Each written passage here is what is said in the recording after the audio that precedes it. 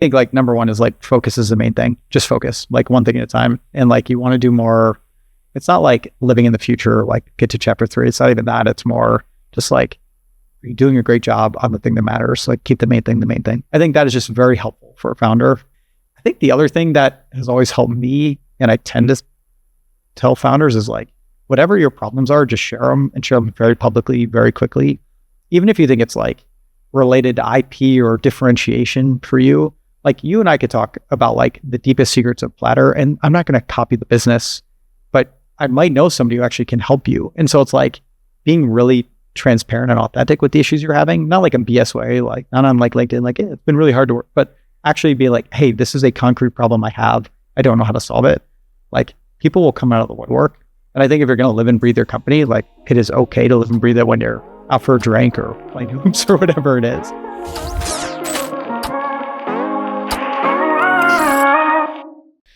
Welcome back to season 4, episode 5 of the Turning Pro podcast. Today we have Aaron Schwartz, who's the co-founder and co-CEO of Orita. Thanks for joining us. Is it Orita.ai? It's Orita, but we can go Orita.ai so people know we're cool. It's 2025. If you don't have AI involved in the name, people are bearish on the business. My co-founder actually bought the domain 3 or 4 years ago, and he bought AI instead of ML because AI was $10 cheaper. So we think of ourselves much more as a machine learning team than AI. Do you own .ml also? I don't think he was super cheap, man. I don't think so. We own Platter.ai. Attaboy. Valuation just went up. We have the AI.com, .co, and .org. Okay, then. So we're not .xxx. No, I didn't. And then what was the other? The .eth. Yeah. there was a moment in time where people thought those were actually going to be valuable. One day it might come back. We'll see.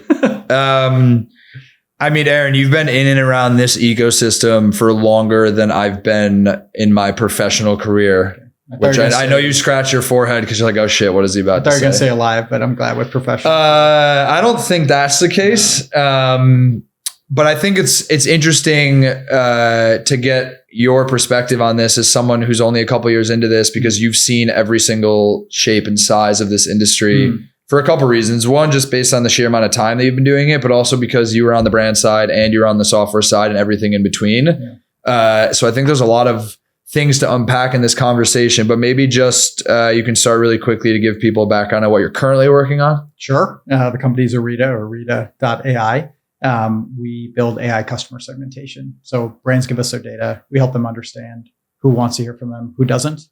You kind of mentioned my background as a brand owner. 99% of brands will decide, I'm going to send Ben this email because he clicked at some point in the last 90 days. But there's so much more data out there to help you understand, do you actually want to receive it or not? And when you do that, you start making more money, like be much more efficient with your sends. You stop creating unsubscribes by being annoying. And so it's like creates a bunch of long-term impact too. What was the moment for you when you realized that this was the thing that you were taking your next swing on? So I actually wasn't the originator of this business. I was introduced as an advisor to 2 co-founders, DB and Zach. I didn't know that. Mm-hmm. They're both ML engineers, brilliant. Should not be in e-commerce, should be at like OpenAI or Meta or anywhere else, but they've just been in commerce for about a decade.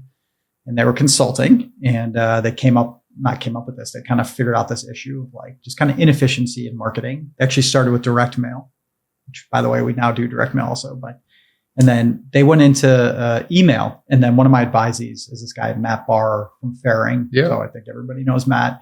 And he's like, hey, you should work with these guys. You should chat with them. His quote was like, they don't know how fucking good they are, is what he said. And so I was introduced to help them with fundraising and just like some go-to-market basic stuff. And maybe a month or 2 in, they asked if I would join as a co-founder. And then a month or 2 later, I'd like sprinted to work full-time for free because I was like, I've started enough companies and I was not going to be all in for the years that it takes unless I was fully bought in. And it was a really glorious, 2 months. And then, we're about a year and a half in. It's like November 2023 is when we really kicked off. The serendipity of finding co-founders, it's such an interesting topic. I think my perspective on it is like you increase your surface area of luck by just meeting enough people. 100%. But to like find someone who you're like, I can spend the next however many years talking to you every single day, building something with you. I mean, it's like the famous last thing, how many non-tech, and especially for both of us in this position, being the non-technical person, the famous last words, like I have a really good idea. Do you know a technical co-founder that I can meet and talk to? Yeah. I think they looked at me and they're like, he's old and gray and like is supposedly good at sales. So we don't know how to do that. DB always says that they were raising money to go hire somebody like me. So why not sucker me in? It's been awesome, man. I really enjoy it. And they are actually not only brilliant, but also very kind. So like, it's been really fun. I mean, it's a year and a half in and it's a sprint and I'm exhausted and all the things, but actually like, I'm excited every day to wake up and do it. I feel like we have very similar skill sets, but I'm just a couple years behind you in terms of flexing the muscle and that being go to market. Yeah. And basketball.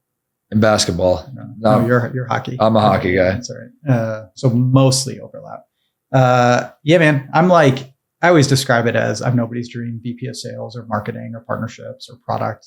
I'm like decent at all of them. And I also move very quickly. And so I think a superpower at the early stages, and TBD if this is useful beyond early stages, of like assimilating a bunch of information and then moving very quickly to validate, is this a good idea or a bad idea, is really useful. I think it is also extremely painful sometimes for my team when they see me kind of doing this and jumping in and out. But yeah.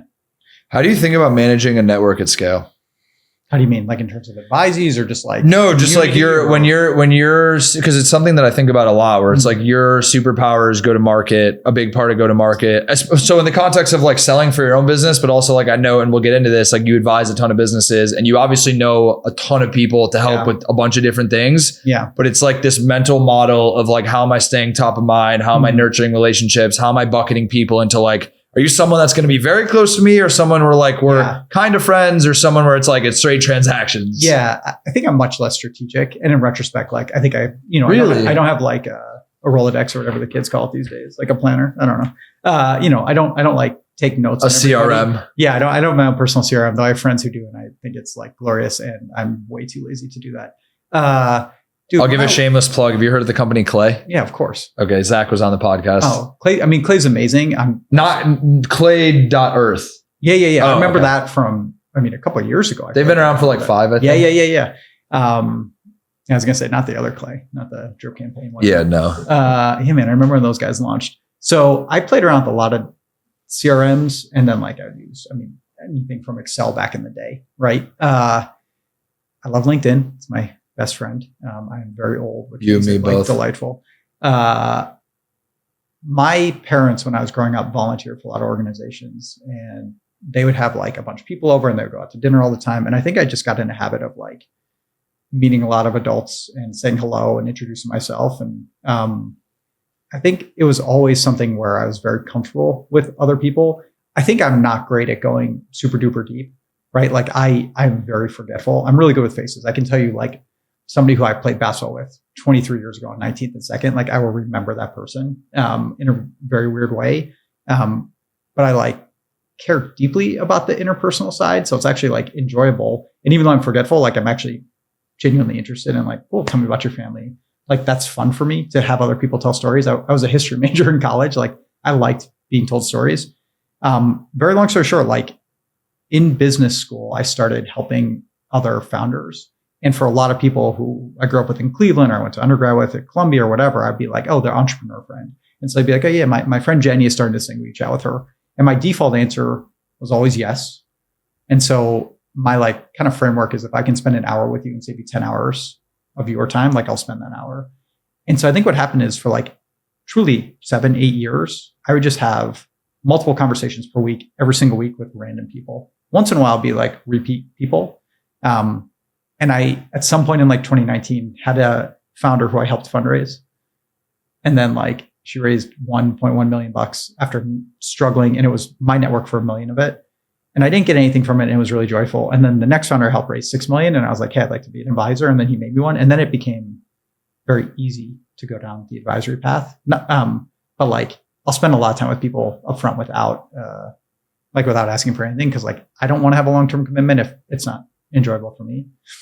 Anyway, yeah, I don't have any like rhyme or reason. I just like check in with folks. What's your mental model around deciding how you're allocating your time to advising? So I think unless you're getting like cash payment for it, like getting equity in 30 companies to dedicate time is like cool in theory, but like also knowing the numbers of venture, you actually can run the math on how many hours you spend where like, although it might be super fulfilling, the dollar return on it, unless something happens, like, have you thought about that? Like, do you vet these companies? I mean, I'm assuming the answer is obviously yes. Like, you're going to spend your time where you think it's worth it. Early on, it was like, cool, advisor shares, let's go. I very quickly realized having like had my own companies, like 2 of them, which I sold, but for less than we raised, like, you know, equity will turn into nothing. I tell every employee when they sign up for Orita, I'm like, look, in 6 months, your equity is not going to be worth 0, but it might be at some point. So don't sign up for the like lottery ticket of startup equity. I obviously believe it's going to be worth a lot, but I think people get suckered in. It's a shiny object.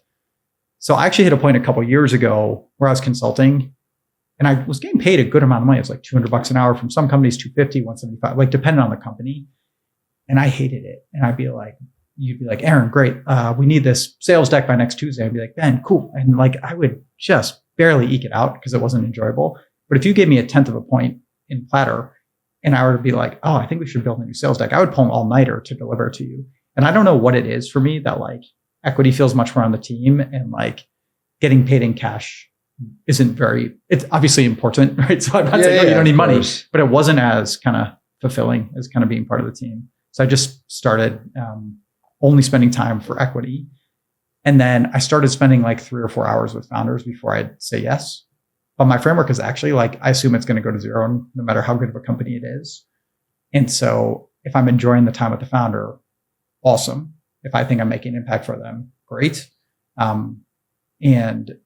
Like what ends up happening is spending time with other founders. Like every time you and I talk, I'm thinking about something for my business. Not directly, I'm not like trying to steal ideas, but it's like making me reprocess. Oh, is there a different way for us to do go to market? Or is there a different way for me to do pricing? Or, hey, should I just like go to profitability instead of, right? And so I actually find a ton of value from those conversations with other people about their problems. And then it helps me kind of see mine with a new one. That's actually a really interesting lens of like, you're getting paid, whether it be cash or equity, to just like take conversations and then future proof what you're doing in your own day to day with your own business. It sounds good in theory. I mean, unclear if I actually like applying. Yeah, that's what helps you sleep at night. You're like, why did I just do 6 advisor calls today? When my wife is like, how come our earnings at the end of the year are always my earnings and you've got equity? And you keep telling me, I'm like, well, you know, it's worth it. I'm helping the youth of America. So.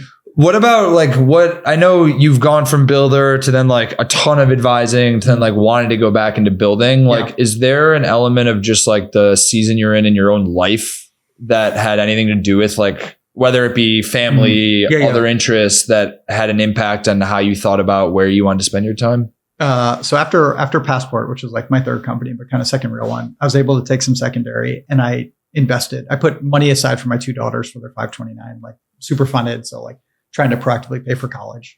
And then I spent the rest investing in startups because I wanted to prototype. Do I want to be an investor? And like, do I like it? Am I any good at it? And I think the answer is like, unclear if I like it, unclear if I'm any good at it. So, you know, I'm probably not like anybody's dream VC. Yeah. If Orita in 10 years is an incredible outcome, sure. Right. Like I will have done this multiple times now. And obviously like I've had other experiences too. For me, I was actually really content. My wife has a very, very intense job running a big product org. I was able to take that secondary. I have some of my advisory shares, I think genuinely will be worth something someday. And so our daughters a couple of years ago were like 4 and 6. And it was really fun being the flexible parent, and doing the advising afforded it. And I was absolutely in no rush because like the thing I really realized is once I chose something full time, it wasn't like competing with the other options right then. It was competing with every future option. Right? Like being a founder of a company is brutal and a commitment. It's not like you can walk away in a year versus getting hired as a consultant or getting hired as like the president of the company, whatever, which I've done in the past, right? It's like you can leave. Founder, you can't. You shouldn't, right? Like that's not why you started, obviously. And so for me on the season, it was like I was in no rush. I just like love my co-founders and I love the problem space we're in. And if I'm going to be all in on a business, I want to believe it can be, 100 million ARR business and then beyond. And I have complete conviction on that with us. I have another question for you around that, which I think is something that I can tell you in 10, 20 years on my philosophy of how it changes, the concept of being a first-time founder versus a multi-time founder. Mm-hmm. So my personal belief on it, given I've only really founded one actual company, so it's hard to have enough data to say if this is true or not. But my belief is that your first company oftentimes is very opportunistic. Mm-hmm. In the sense that like you either have someone who asks you to be their partner, you found someone who's willing to pay you for a problem, you got super excited, just like jumped in and did it. multi-time founder, you have a little bit more intentionality about like what you're building, why you're building it, who you're building it with, because you've done it before and you learned all these things that you can't learn when you're naive in any way other than doing it. Like I do believe you can expedite your learning curve by talking to people smarter than you. Hence the reason I even have a podcast. Like it's a selfish thing, to be honest. But I do think there's a muscle that you can't flex in any other way than just doing. So I'm curious to know from your lens, having done this multiple times, like how do you think about, or how have you thought about analyzing a problem or starting a company, given that you've done it multiple times versus the first time you did it? The first one was in business school, and it was 4 MBAs, 0 engineers. It was just bad, but it was an all-out sprint for a year before we realized, okay, we can do better. The second one was completely opportunistic. Did you shut the first one down after a year? We sold it for like some equity in another company, and I got my one and only tombstone, right? Like an acquisition, because I started my career in consulting, not in banking. So I never ever like closed. I was supposed to. I think I told you that. Yeah. And so the second one was at the end of business school, and a buddy was like, "Hey, we should sell watches," and I was like, "Great, let's start it within 3 months." And we started truly a watch company where we imported watches from Asia, and they were interchangeable. So the first name for the company was Swap Watch. Like you could take the watch dial and switch it with the strap. You may notice Apple Watches where you can change, right? Okay. These guys? Yeah. So that 3-month project turned into 7 years full time of my life. We did sports licensing. We did corporate gifting, like did our own production run. We assembled them in San Francisco. Like I have photos of my now almost 9-year-old daughter giving me the middle finger when she was like 3 months old, right? Like that is on a watch. And so it was completely random. And I like got into it, and I'm very dogged, if nothing else, where for 4 years, investors were like, shut it down. There's not a business. And I was like, I can figure it out. And turns out I could not figure it out.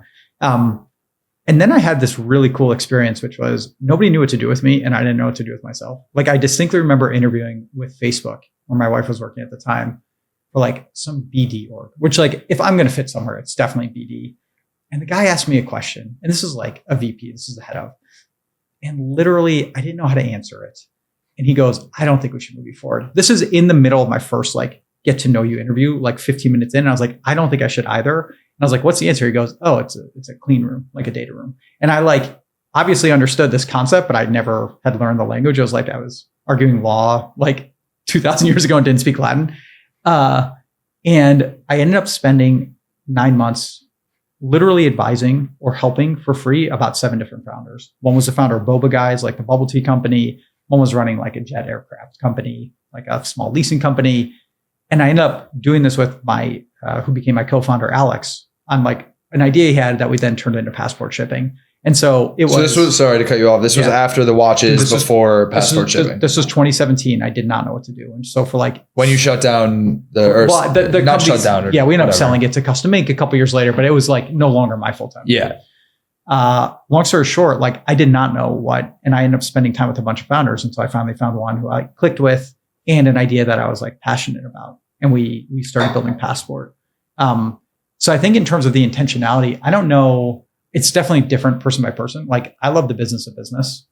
You and I could talk about Platter all day. And like, if you're like, hey, they're like, I would truly entertain a role at pretty much any company in the world. Cause I'm like, this is just cool. Like if it's interesting people with a big opportunity, like I'm in, because there's hard problems to solve.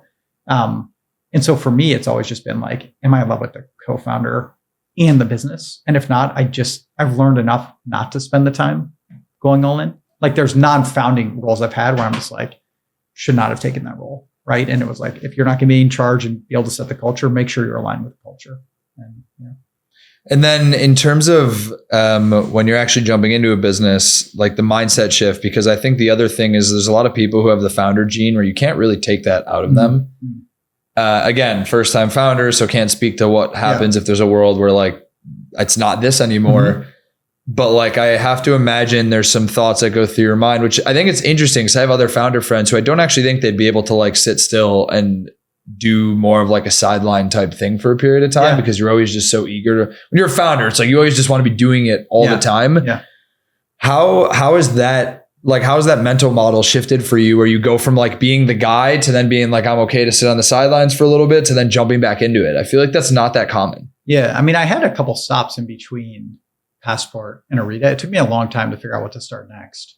I'll just give one example. So I was an advisor to Loop Returns, and then they raised a very big Series B, and I was like a very small part, like advisor of the fundraise. But like they were crushing it. And then Poma, the CEO, asked me to join to run go-to-market. And I was like, I don't know if I want to run go-to-market.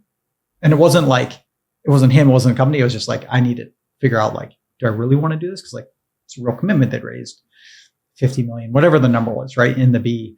And I ended up coming in as a 1099 on a 6-month contract to run sales marketing partnerships for a Series B company. That's cool. I think half a dozen people at the company knew. I think everybody by the end figured it out. And I remember like he came to me 4 or 5 months in. He's like, look, the board, if you're going to stick around, like you need to switch over to be a W-2.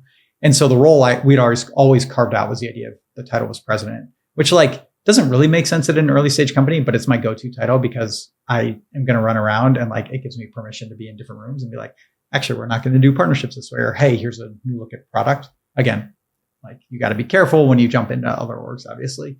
But I was really happy working there. It was great. I like ran sales marketing partnerships and we hired people who were better at sales marketing partnerships. And then it was kind of like the end of the 6 months. And then there was an opportunity to run product. And I like remember the first day I was running product, I met with everybody and I was like, in my house is a product manager who's 100x better than me. So like, I'm not the company's dream head of product. Like that's what my wife does. And I'm just like, I know I'm not that good at it. And it was really fun. I got to run it for 6-7 months until we hired somebody. And then at that point, there wasn't a role. It was like, go run strategy. And I just remember having that discussion, which was like, at a company this size, I don't really know what strategy is. Like strategy without product or running go-to-market were like appealing. But otherwise, I was very happy to kind of fade into the background again. And so I think like as a founder, I don't take off my founder hat in terms of mentality, but it's very clear I was not the founder of that company. I didn't pretend to be the founder, but I worked as if I were a founder. It was all consuming as if I were a founder. And I think for Loop, that was effective. I imagine that would not be effective if I were to go to, 95% of businesses in the world where there's this new guy running around. So yeah, I think it's just like, it's kind of like you got to fit in directly with that org. Yeah. Yeah. I mean, I know that's really interesting, actually. I think the biggest part about it is being honest with yourself. I think there's actually a lot of founders who aren't. I'm a huge pain in the ass. I also think there's founders who shouldn't be involved in their own business anymore at certain thresholds in maybe the same capacity that they are. And like coming to terms and being willing to accept that, I think is something that not a lot of founders do. Yeah. It's pretty interesting. I've thought about that a lot. Part of the beauty of the Loop experience was like, I ran go-to-market at Passport, right? Just to like grossly simplify. It was like an amazing team, everything. But like we scaled very quickly. And then I went to Loop. I went to like, I had another stop on the way. It doesn't matter. But like eventually like made my way to Loop. And at that point I was over 10 million ARR. And I was like, oh shit, I can actually do like a higher number. And it, there were certain skills that I definitely did not have to do that. Again, like I wouldn't have been the dream CRO, CMO, right? Head of partnerships, whatever it is. But like I could do enough to like do damage in each of those and then get really good people working in there and run that way. And I think with Orita, one of the things that's been a nice kind of a blessing is we brought on a couple folks who are just like, not like older, younger, it doesn't matter, but just like way more diligent, detail-oriented, operationally focused where like, and I think I've been comfortable of saying like, I can do all that stuff. Like I started my career in consulting. I can go build a really great PowerPoint and like go really deep on a topic. I just don't want to. And I'm like, if you guys can take everything I'm saying and make it much better, like that is way more valuable than anything else I can do. And I think actually finding that about me, giving up a lot of the Legos in that regard has been really useful. I mean, time will tell with Orita, but yeah. What do you think most early stage founders get wrong about go-to-market? Man, I think the biggest issue, and I don't think it's just founders, I think it's teams, is you start building an Excel and you start building a pipeline and you do HubSpot and you're like going percentages and you're looking at your funnel and you're like, okay, cool. Well, now we've got to do a drip campaign but we're going to reach out to people who've churned, whatever it is you look at the numbers and you come up with a scalable program instead of just picking up the phone or sending an email or going like hand-to-hand combat.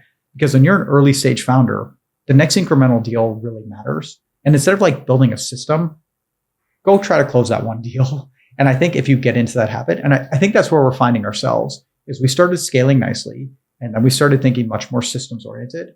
And now it's like, we're all hands on deck. We're bringing in the next deal. We're doing everything possible to onboard them really well. So it's not like a leaky funnel.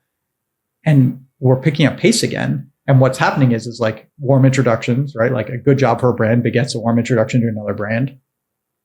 Yeah, I think people think about scale instead of like, I'm going to butcher a Paul Graham, right? But it's like, do things. I think it's do things that don't scale. I think founders move away from that way too early. Interesting. Yeah, it's almost like you want to manifest being at the next phase of like scale, so you start doing systems when you shouldn't. Yeah, one of our investors is Brian Sugar, and like Lisa Sugar and Krista and Will from Sugar Capital. And he basically reprimanded me on a call not too long ago where he was like, "You've done this before. You know what good looks like.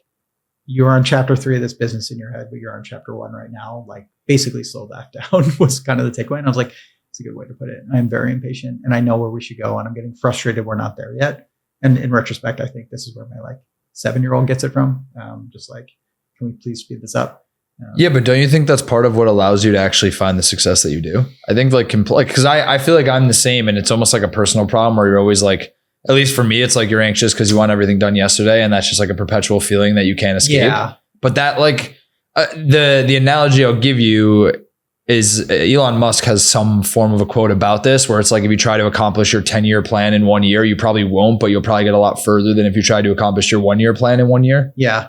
I'm bought in. I think the challenge is like, are you bringing the team along with you? Or are you frustrating people? Are you empowering your team? Are you giving them the opportunity? Like, are you pace setting or are you being a jerk? I think is one way to look at it. In terms of the like setting ambitious goals, I used to be on the board of an organization in San Francisco that serves homeless youth.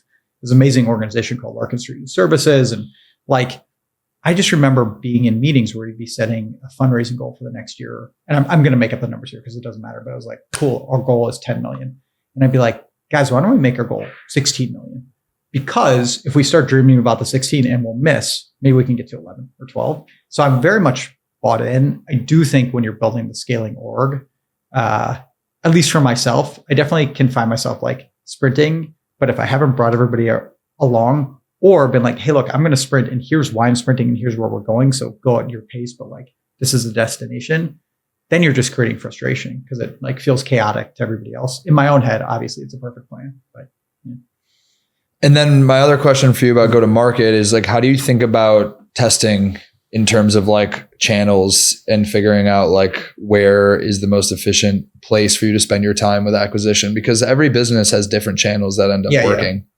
Dude, you got to throw a lot against the wall. Again, we're talking, it depends on how early, but if we're talking like before, let's call it 2 or 3 million ARR. So it's like truly early stage, and let's call it B2B, right? I know much more about B2B than B2C. Yeah, same. So I think you don't know what you don't know. And so you've got to try a bunch. But I think this is where, if you're the founder, you need to be the one who's there. You don't need to do all the work yourself, like bring people along, but like understand what's happening in every call. With you trying partnerships, are you doing some SEO stuff? Are you doing a podcast? Are you doing events? Are you doing dinners? Are you whatever, right? Like outbound. And I think you'll have a better sense what is repeatable and scalable. The thing that I think a lot of people go into is partnerships.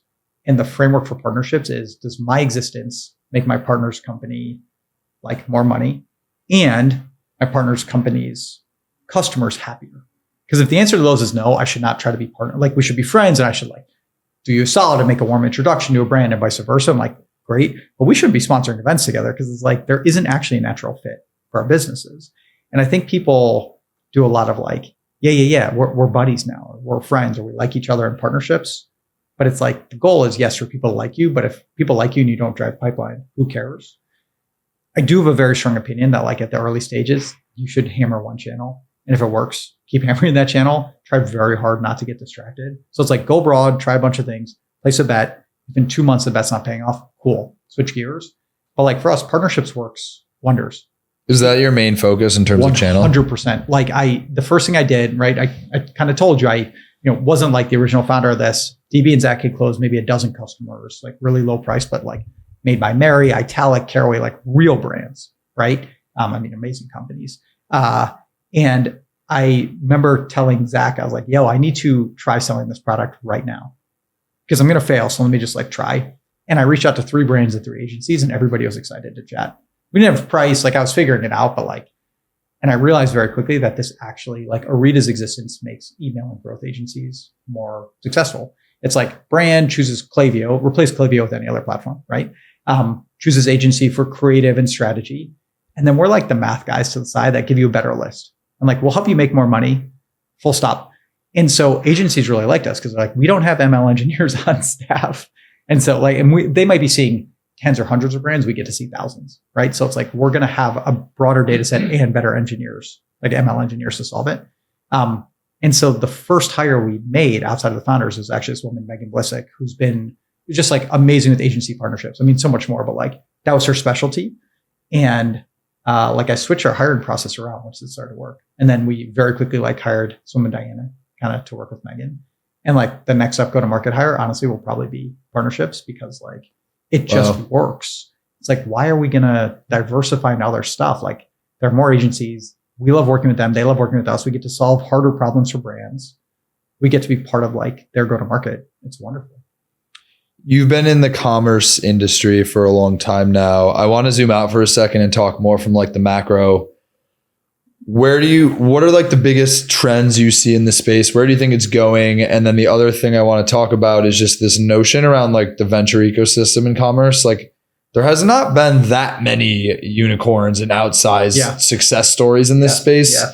Yet it seems to me that there's still plenty of people who are like bullish on deploying a shitload of money into it. Yeah. What is your personal perspective on that piece? I don't know if people are bullish at the Series A. I think people are bullish at the pre-seed and seed. Because they get excited about ideas. It's cool, right? And like you could start scaling quickly. The question is going to be like, when you get to 10 million ARR, are you going to keep all those customers? Can you get from 10 to 30 or 50 or 100? I think for me, I used to believe you could build a public company on the Shopify Plus ecosystem. But I was like coming up watching Klaviyo and then Yapo and Gorgeous and Loop. And I was like, okay, cool. This is how you do it. And I now believe like, yes, you can still do that. But like what's happening in the ecosystem is it's easier than ever to build. And so you have a lot of people who are building cash flowing apps, not like, let's go raise a bunch of money and go hire a ton of engineers. And so like a lot of the differentiation is getting competed away. And so you'll have like, I think a lot of very successful entrepreneurs. I don't think you'll have a ton of like very successful venture scale entrepreneurs, which isn't good or bad. But I think if you build a business where commerce is your first vertical and you move outside of it, it's still wonderful. So like for us, we help Caraway with their email marketing, right? We just signed Evereve. So we're going to help them. And UPS does email marketing. Instacart does email, like the entire world does email marketing. If we are better at telling you, is Ben going to open this email? Yes or no? Like brands will work with us. Companies will work with us. Governments will, like, we will just be more effective. And so we have a very big vision outside of it. I think when I see, because I still see a lot of early stage companies and like I'm an LP in a bunch of like early stage commerce funds. I think it's rare that it's, we're just like Shopify ecosystem or commerce, which is Shopify ecosystem, like commerce ecosystem is my vision, full stop. That's hard. I think it's okay to be an angel in it. I think it's very hard to be a venture investor in there. Yeah. And I also wonder, because there are founders that we both know who've raised a lot of money that are, at least when they raise, were very much Shopify, and then probably start to think like, okay, it's actually not going to work now. So now I need to figure out how to like appeal to other audiences. I think it also depends on what you're doing. Like if you're building in the logistics or supply chain stack, awesome, huge space. If you're building like in the cart, I don't know, like it's easier than ever to compete in that space. If you're like finding me new customers and like you're actually building it in a differentiated way, or again, our story, and again, this is our story, right? But like we think we have a differentiated way to help you make the most out of your existing list. We're not like helping you go acquire new ones. We're like, if you've acquired Jenny, like if you want a shot at like winning her as a customer, repeat customer, you should use our models, right? I think when it's like growing the top line or like really making the bottom line more impact, making the like operations, logistics, supply chain much more efficient to grow profitability. Cool. I think everything in the middle is just like, it's hard, man. It's competitive. I think it's awesome to be a brand builder today because you can go like app to app to app and just keep negotiating. I mean, for sure, right? Like it's just getting better. Like the experience was much better than when I was building my company in 2010. Are you bullish on e-commerce in general over the next decade? Yeah, this is going to sound really dumb. I don't know from an investment or not, but just like in general, it is very hard for me to believe 10 years from now, there aren't going to be more online transactions than offline. Like it's not going to keep growing. Like it feels it's on an inexorable path. I think there will be very cool innovations like, Thursday Boots is around the corner from here. They will fulfill from store at some point. Like there'll be like many, many, many more micro warehouses, right? Ohio is doing this and everybody's playing around with this in some way, but I think that's just going to get better. Same day delivery is getting better. Return pickup and exchange is getting better. Like this is all happening in fits and starts, but yeah, very bullish on commerce. What about Shopify? Super bullish. It's the one individual stock that I own that is not not Meta or Sue is. Yeah. I mean, you're a commerce founder. I feel like if you're like, oh, I shorted this company, they're like, all right, then what are you actually building? That's right. I'm very bullish. I think that also means that it's like it can be really hard to be a builder in that ecosystem. On the brand side or software side? On the software side, not on the because of how saturated. Yeah, I mean, their job is to make it amazing for brand owners. Like I used to be a Shopify merchant. It's awesome. It was awesome 15 years ago, 10 years ago. It is way better now, right? And then you've got this amazing ecosystem of agency partners and like you guys. Like there are amazing tools that are out there to like. The hard shit should be building a brand that actually resonates and building the actual physical products that are great, that people love for a niche. Everything else should be easy. It's like, why are we differentiating on like, oh yeah, you've got to spin the wheel. I've got to better spin the wheel. It's like all things being equal. Like I'm excited for the world where it's just like everybody gets to find the brand that they love at like a quality price point that they love. And like, they just get to explore those products and not feel like they're getting duped or not feel like it's like hard to go access that. Yeah, I mean, I think on the software side, it becomes from a brand's lens, it's like analysis paralysis. I think is actually one of the hardest parts for them. I think that's why because there's 12,000 apps in the Shopify App Store. It's like you're new to the ecosystem, or you talk to one friend. It's like, okay, so which of these 30 apps should I use that all claim to be doing the same exact thing? The framework I always have is like what you want to do is be on the short list. If I had a friend who was like, hey, Aaron, I'm starting a bag company, what should I do? I'd say, well, definitely use Shopify. And like at the beginning, you're going to use Klaviyo, right? And like there are amazing other tools, right? It's like Yapo is coming up with their, like everybody's coming up with love that. I actually love the way you frame that. What is a short list? And I'm going to tell you what it was 3 years ago. It was like Shopify, Klaviyo, Yapo, right? Loop returns, if you're going to get into returns, gorgeous. And a couple others. And now it's like, okay, cool. Maybe you replace Yapo with Junip, or you replace Klaviyo with MailChimp or Yapo email or whatever. It doesn't really matter, right? Use Postpilot for direct mail. There's like a very short list of apps that you want more people to think about. You want more people to think about you as like part of that list. The other way to do that is go prove yourself time and time again to agencies who are the trusted partner for the brand. Like I think about, and I'm wrong on numbers, but I think about Gap was 10,000 employees and Everlane was 2,000 employees. And the next one is 200 employees. And now they're like 50, 60, $70 million brands with 20 employees because it's like, well, we use a 3PL and we use a logistics consultant to set it up. We never even had the expertise in house, but we found this amazing woman who can help set it up. And oh, by the way, we've got a brand consultant and like you use agencies and you scale that way.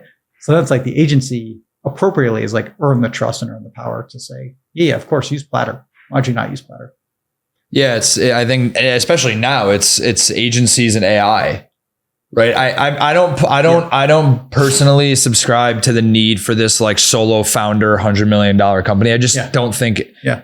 Who cares is my honest opinion. Like, great. It's like a badge. Yeah. Also true. Yeah. But it's like a badge of honor. It's like, I don't know. I like building with other people. I think it's fun. But I think just in the world of efficiencies that are going to be more available, it's like the one person I spoke to that talked to me about this was the founder of Create. You know, the creatine gummy brand. Yeah. Dan was like, in the early days, like him, his fiance, and he's like, my job every day was just like managing 7 agencies. It's like this person did the website, this person did my email, this person did my creative, this person did my paid. And I was just the guy that was connecting all the pieces together. I wasn't necessarily doing one thing very well. I was just very good at finding the people to do all the different things. Yeah. And I think now with a lot of these efficiency tools coming out, like to be a 10,000 person brand is just not going to be reality in a couple of years from now. The only ones are going to be the ones that are like huge brick and mortar, but even them, they're going to use robots. No. I'm trying to think. I think it was Relay. I forget what the name was. I met the founder. It was really cool. They're in the sugar portfolio.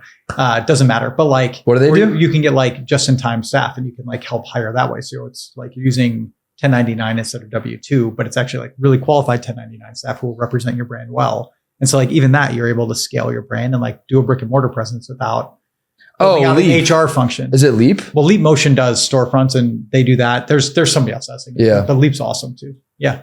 He's a multi-time founder. He also sold a company to Custom Make. Yeah, he's been around. Yeah. I want to talk to you just about like the founder mental models, because you've done this so many times. I think it's known that you coach a lot of founders through the period of chaos. Okay. Just around like how they think about problem solving and burnout and loneliness and optimizations. Like, what are the biggest lessons you've learned over the course of your own founder journey, and then also from the hundreds of founders that you've talked to? So those who can't do teach, and those who can't teach consult, as we all know. So I burn out, and it's pretty dark. Okay. Man, I don't know. I think like number one is like focus is the main thing. Just focus, like one thing at a time. And like you want to do more. It's not like living in the future, like get to chapter 3. It's not even that. It's more just like you're doing a great job on the thing that matters. Like keep the main thing the main thing. I think that is just very helpful for a founder. I'm saying a lot of different phrases, but like anything that gets them to be like, what is the problem we're solving? And are we doing a better job at that and not getting distracted with shiny objects?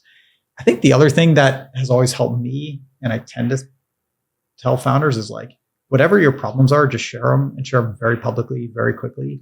Even if you think it's like related to IP or differentiation for you, like you and I could talk about like the deepest secrets of Platter, and I'm not going to copy the business, but I might know somebody who actually can help you. And so it's like being really transparent and authentic with the issues you're having, not like a BS way, like not on like LinkedIn, like, hey, it's been really hard to work, but actually being like, hey, this is a concrete problem I have. I don't know how to solve it. Like people will come out of the woodwork. And I think if you're going to live and breathe your company, like it is okay to live and breathe it when you're out for a drink or playing hoops or whatever it is. I think those are kind of like two basic ones.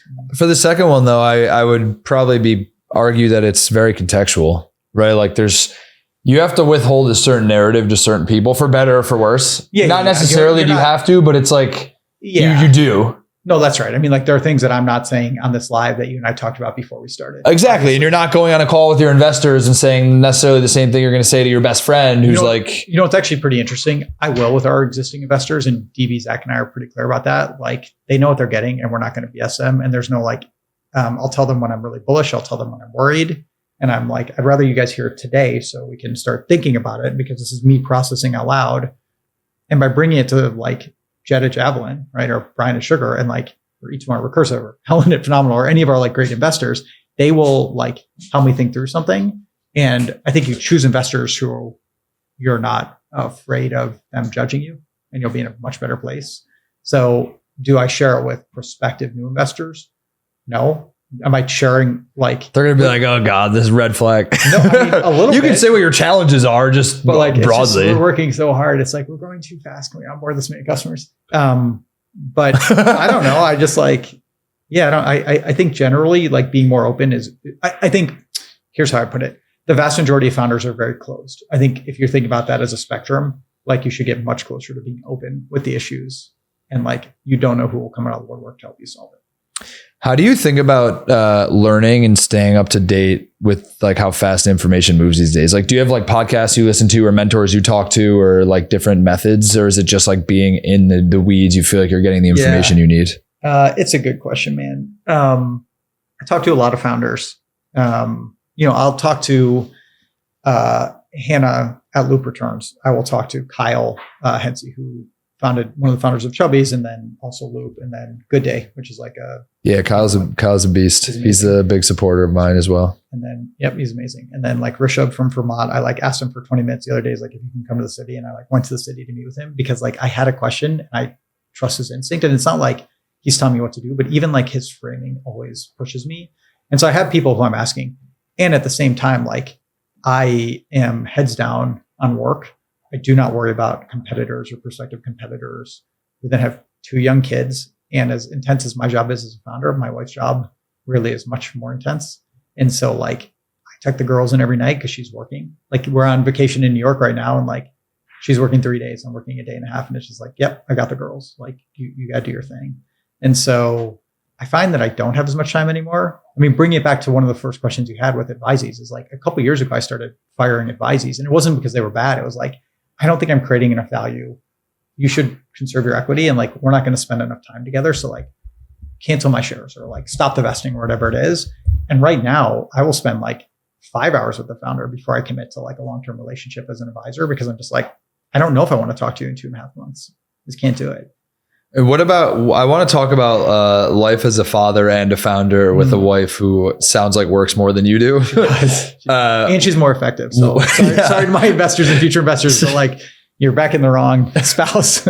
Sounds like you guys are the dream team to start a company together one day. She builds a product and you sell it? 0% chance. What's hilarious is I like our CMO who just joined this woman, Adrian, is one of my wife's best friends from business school. No shit. Is that how you got to her? I'm assuming. It's amazing. So we've been friends for forever. And she was like in between jobs. She most recently ran product marketing at Lyft. So like is very, very good. And like at brand marketing at one point. And and she was like in between gigs. And I was like, hey, do you want to do some consulting? Like would love just like do these 5 projects with me as you're like, just let's work on them together. Don't get distracted by anything else at the company. And she did a little bit of work actually for Passport in like 2017 or 2018. She's amazing. And she's like, yeah, let's do it. And so it was really joyful for a month or two. And I was like, hey, why don't you like just spend 3 months full time? And then she spent 3 months full time, but it was like under contract. And I was like, I know you've got this. She had a job offer from eBay and like a couple other amazing companies. And she's like, I think I'm going to stick around. And so I like talked to my wife about this jokingly. And she's like, if you so much as like get into a fight with Adrian, you know, there's going to like, she's going to be on team Adrian. And so like, I don't think there's a world where we could end up working together. But what about, I'm curious to know just like routines or habits or things you've learned about how you spend your time, given that you have 2 kids and you have to be the one that sounds like spending more time with them. Like, do you find that having kids has made you more effective as an operator, knowing that you can't just like dick around until 9 p.m. and then start your day? I don't know if it's made me more effective. I think just having done this a lot makes me more effective, if that makes sense. Like, I can very quickly figure out if our stories are resonating.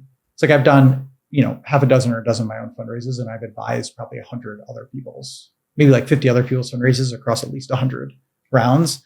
It's like, I'm very good right now in figuring out, oh yeah, this story is wrong. It's like a month ago, we revamped our narrative and we've just been scaling really quickly. And our product has always worked, but our story didn't.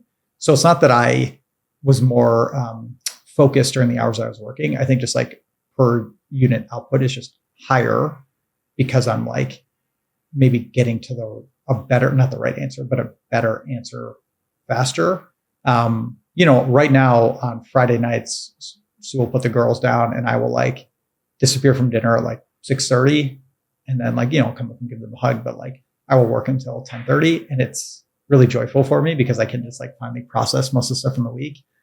I tend to travel maybe too much right now. And so like I work a lot on flights and that's where I just like put my head down and focus.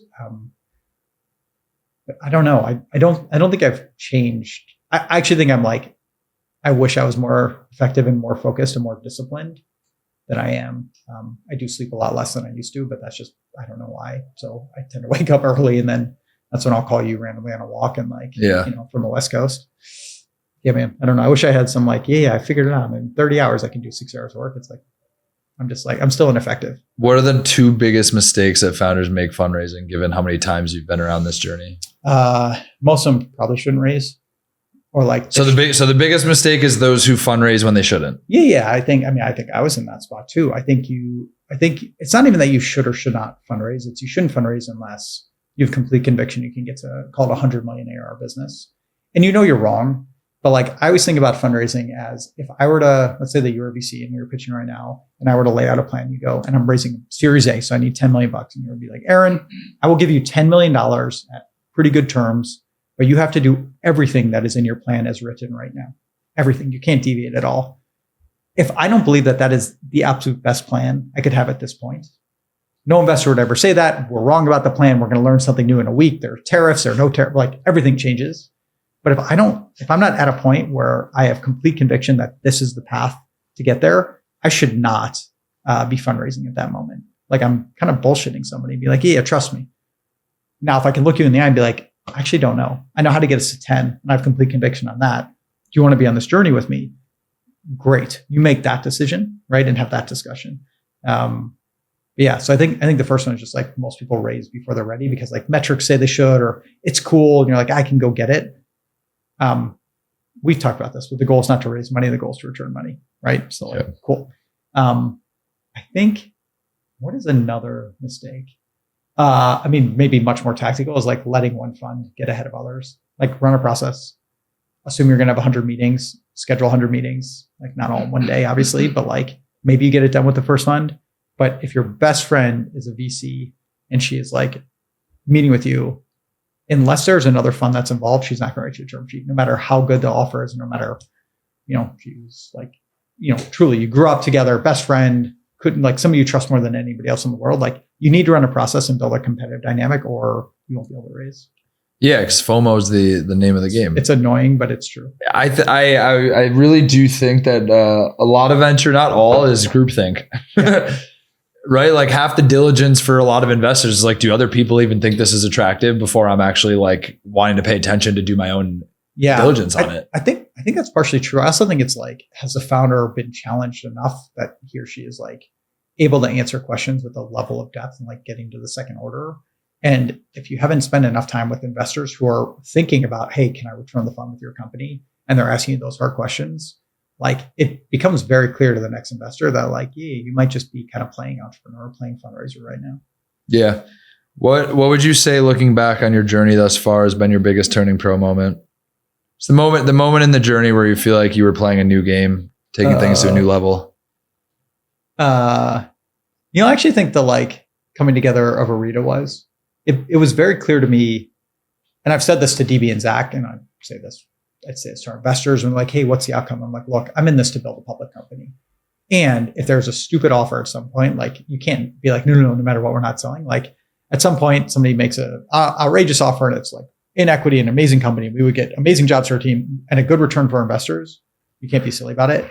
But I actually think it was like, there were two things that happened at the beginning. Number one is it was very clear that like DB was CEO, Zach was CTO. And I was like, again, as a 3-person company, I was the president of the company. And I was like, this is their company. Like I'm here to help them build. And number two was, if there was a financial outcome or something at any point that they were excited by, like, unless it's insane, I'm like, guys, this is way too cheap or something, like it's their company. And I think for me, I like have run 3 companies. I like really like being in charge, not for anything other than like, I like moving at my pace and building my culture. I think actually being able to step back and be like, I'm so fortunate to get to work with these guys, like, and taking a mentality of do not screw it up no matter what. And now it's like, we've expanded our team. Like our team is really joyful to work with. And like, it's a bunch of like senior folks who are acting as ICs right now. So it's like, there's a clear hunger there. I think it's not like putting an ego to the side or something. And there's just like a realization that like the point of working is not to like just be successful. It's also like, hey, you can really deeply enjoy the day to day. And I think like, I wouldn't say I'd never forget this, but I'm not willing to like kind of burn that at all. One last question for you, because I know you've built a couple companies. Some have had good outcomes, some haven't. Can you speak to like the experience or feeling of like spending so much time working on something and then coming to terms with the fact that it just like isn't working and not going to work? I mean, the easiest one to talk about is just Modify, the watch company. Yeah, because you were in that for what, 7 years? 7 years full-time, 2 years part-time after that. Man, I still believe that business would have worked. I think I screwed it up. We did sports licensing very successfully. We did corporate gifting. So like 6 months in, I'd sold $40,000 of watches to Google and $60,000 to Facebook. It's like every employee at Facebook got one of our watches for their 7th anniversary. I still bump into people who are like, oh yeah, I still have that watch. It was like this very cool, of the moment, like company gift. We also did print on demand in San Francisco. So like I could give you, like we could have done platter watches for like your 10 biggest customers, right? And we were doing that. And we stumbled into like influencer marketing. And so like we did something with this woman, Catherine Lowe, I don't remember, she was on The Bachelor or Bachelorette or both of them. And we did a watch with her design that sold like $50,000 in a day. And this is like 2014, 2015. And it was really hard to stop working on that company, like literally for 3 years before we did. And we ended up selling it to Custom Ink, but like for less than we raised. Every investor was like, dude, you should just stop. And I was like, no, I see it. And I still believe both sides are right. I definitely should have stopped. And I tell as many founders as I can, even ones I've invested in, I'm like, hey, you should feel free to like stop now or try to sell it or whatever. Like, don't put your time, forget money, like good money after bad, but like don't put your time after something. for me, I don't know. I still believe like I could restart that business and do much better, having just been able to focus. But it's hard, man. I think about that company every once in a while. I still have a lot of the watches. I bumped into a guy on the flight from the Bay to here the other day who's like actually one of my old investors. He's like, yeah, I still have the watch you did of one of my kids. And it's like, it was really fun, but I don't know. It's like a breakout. Eventually you got to move on. Yeah. Aaron, this has been awesome. I appreciate you coming on the pod today. Fun to chat, man. Thank you. You want to look at that camera, let everyone know where they can find you, what you're working on? Sure. Working on Orita.ai. We build AI customer segmentation. You can find me on LinkedIn, which is the best of all social networks. I'm Aaron Schwartz. Thank you. Thanks, dude. That's great.